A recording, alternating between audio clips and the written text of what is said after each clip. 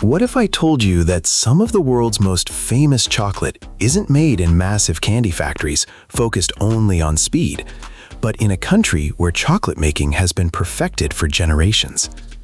When people think of Switzerland, they usually imagine snow-covered mountains, luxury watches, beautiful lakes, and breathtaking alpine landscapes. But there's something else Switzerland is famous for all around the world: chocolate. In fact, Swiss chocolate has become a symbol of quality, craftsmanship, and perfection. Every year, millions of people buy Swiss chocolate, expecting an experience that feels richer, smoother, and more luxurious than ordinary chocolate. But what makes Swiss chocolate so special? And how do factories transform bitter cacao beans into the silky chocolate bars found in stores around the world? Today, we're going inside a real Swiss chocolate factory to follow the entire journey, from tropical cacao farms to the finished chocolate bars loved by millions. The journey begins thousands of miles away from Switzerland, in tropical regions near the equator. Countries such as Ghana, Ivory Coast, Ecuador, and other cacao-producing nations supply the beans that eventually become Swiss chocolate. Cacao trees produce colorful pods that grow directly from the trunk and branches. Inside each pod are dozens of cacao beans, surrounded by a sweet white pulp. When the pods become ripe, workers harvest them by hand. The pods are carefully opened, and the beans are removed. But surprisingly, at this stage, the beans don't smell or taste like chocolate at all. And here's where the transformation begins. The freshly harvested beans are placed into fermentation boxes. During fermentation, natural chemical reactions occur inside the beans. This stage is critical because it develops many of the flavors that will eventually become chocolate. Without proper fermentation, even the most expensive cacao beans would never develop the rich taste people expect.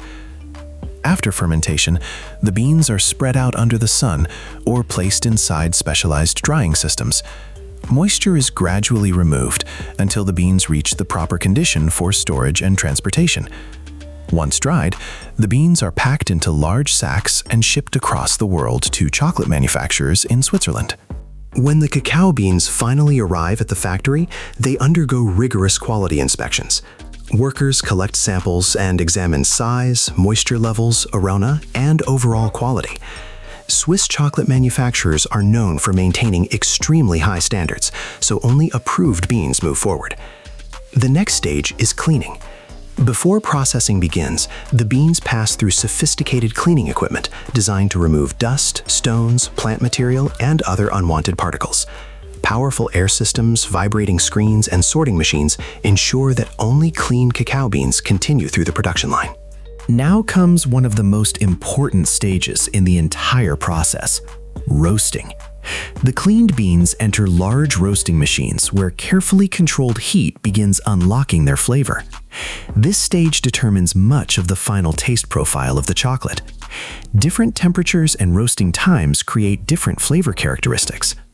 As the beans roast, the factory fills with the rich aroma that people instantly associate with chocolate. But here's the interesting part.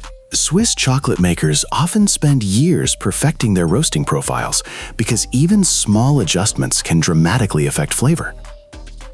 Once roasting is complete, the beans move into cracking and winnowing systems. Machines break the beans into smaller pieces and separate the outer shells from the valuable inner portion, known as cacao nibs. The shells are removed. The nibs continue forward. And this is where things get exciting. The nibs enter powerful grinding machines. As they are crushed, something surprising happens. The natural cocoa butter inside the nibs begins melting, transforming the solid pieces into a thick liquid known as chocolate liquor. Despite the name, chocolate liquor contains no alcohol. It is simply pure ground cacao. At this stage, the chocolate is still intensely bitter. To create the smooth sweetness people expect, additional ingredients must be added.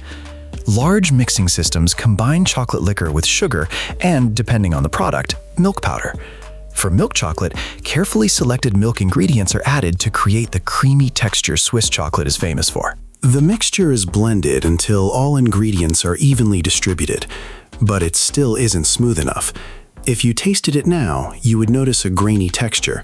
That's why the next stage is so important. The chocolate enters refining machines equipped with massive rollers. These rollers crush particles to extremely small sizes. The goal is to make the particles so tiny that the human tongue can barely detect them. This stage plays a major role in creating the luxurious mouthfeel associated with premium Swiss chocolate. And here's where Swiss chocolate truly separates itself from ordinary chocolate: conching. Many chocolate experts consider this one of the most important innovations in chocolate history.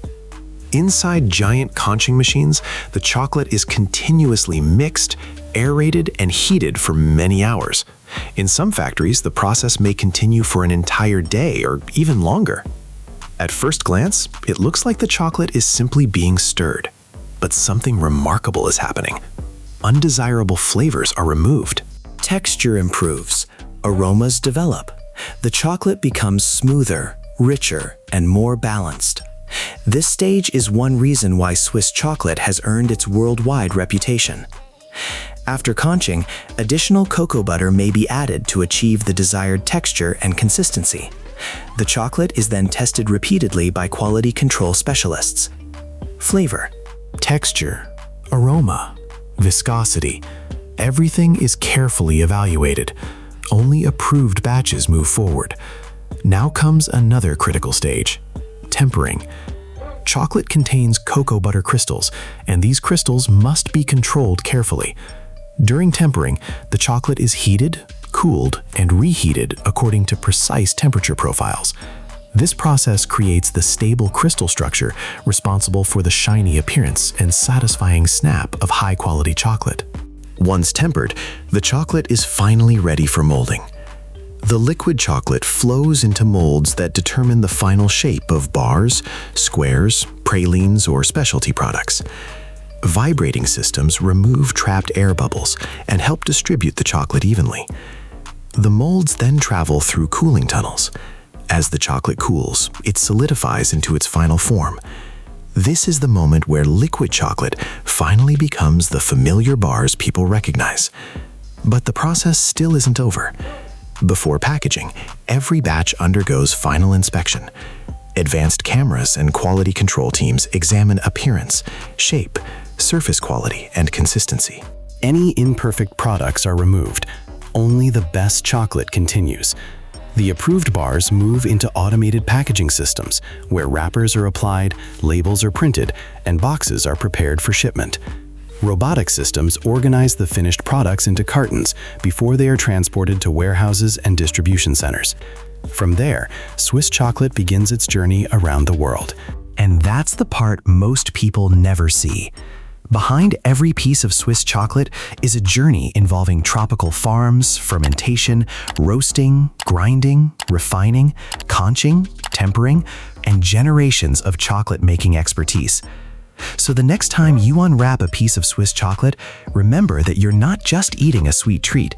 You're experiencing the result of craftsmanship, science, tradition, and one of the most respected chocolate-making processes in the world. And that is how real Swiss chocolate is made. If you enjoyed this behind-the-scenes factory journey, make sure to like this video, share it with your friends, and subscribe to the channel for more amazing manufacturing stories from around the world.